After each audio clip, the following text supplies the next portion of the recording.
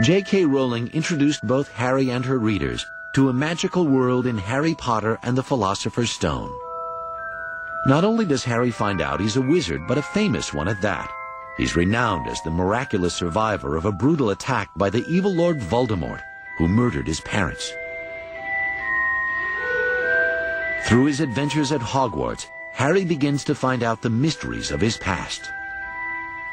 The orphan is an excellent protagonist for any story because they're free and yet they're bereft. They're bereft of what gives a child most of the sense of who he or she is and where they come from and where they belong. So they're cut adrift in some strange way. They have this great need, because we all need to know where we've come from and we need to find where we will eventually belong. Difficult, very difficult. Plenty of courage, I see. Not a bad mind either. There's talent, oh yes, and a thirst to prove yourself. But where to put you? Not Slytherin. Not Slytherin. Not Slytherin, eh? When he first arrives at school, he's totally unsure. He has the feelings we all have, as adults as well, when you enter a new place and you don't know what's going on, but greatly exaggerated, obviously, by the fact that he is set apart, even there, by his fame and his ancestry. And this curious quirk that meant that he survived this, what should have been a fatal attack. He's every boy, but with a twist. J.K. Rowling's mixture of the everyday and the magical, the matter-of-fact and the mystical, permeates her books. You are here to learn the subtle science and exact art of potion making, he began. He spoke in barely more than a whisper, but they caught every word. Like Professor McGonagall, Snape had the gift of keeping a class silent without effort. As there is little foolish wand-waving here, many of you will hardly believe this is magic. I don't expect you will really understand the beauty of the softly simmering cauldron with its shimmering fumes, the delicate power of liquids that creep through human veins, bewitching the mind, ensnaring the senses. I can teach you how to bottle fame, brew glory, even stop a death.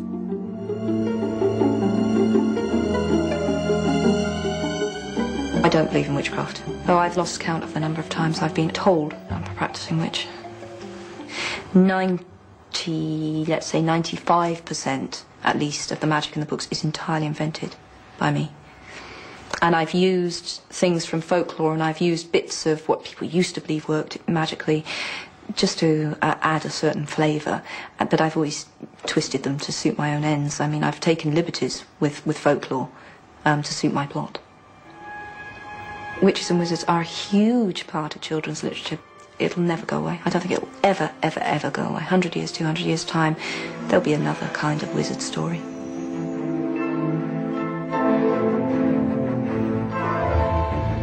In 1997, J.K. Rowling had moved on to the second book in the series, Harry Potter and the Chamber of Secrets. Book 1 was doing well, but nowhere near its popularity today.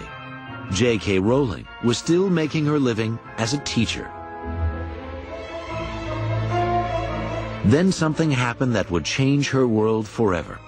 In 1997, Harry Potter cast a spell on America. American publishers got caught up in a bidding war for the book.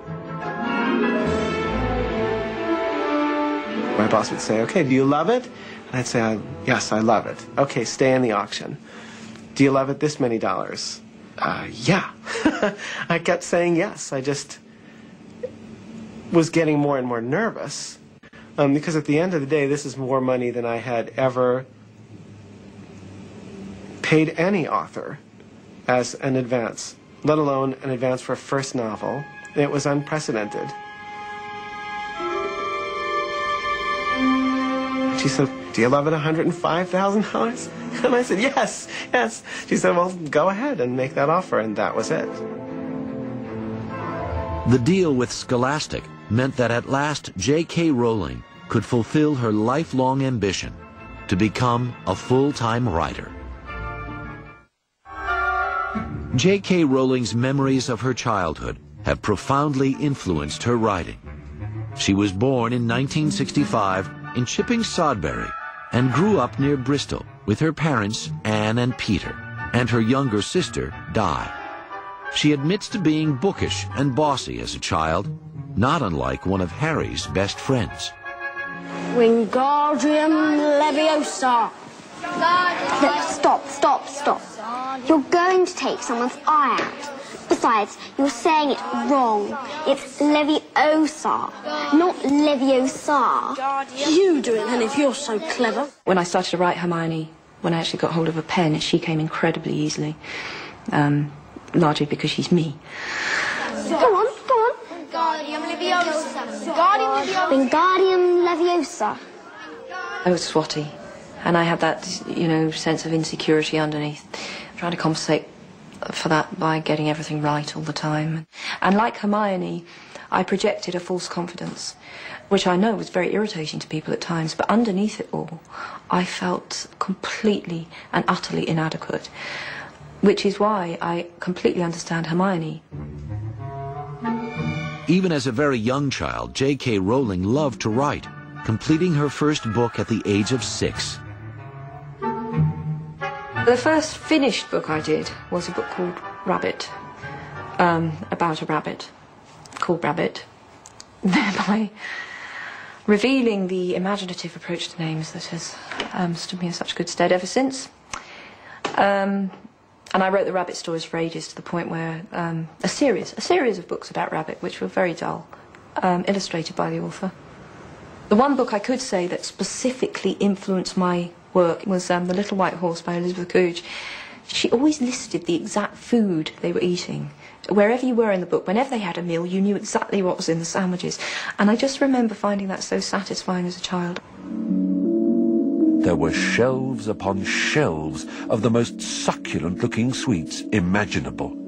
Creamy chunks of nougat, shimmering pink squares of coconut ice, fat, honey-coloured toffees, hundreds of different kinds of chocolate in neat rows. There was a large barrel of every flavour beans and another of fizzing whizbees, the levitating sherbet balls that Ron had mentioned.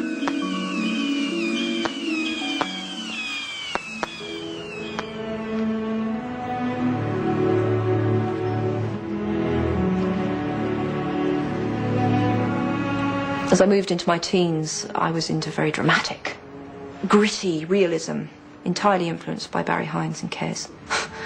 Unfortunately, I didn't live in a northern town.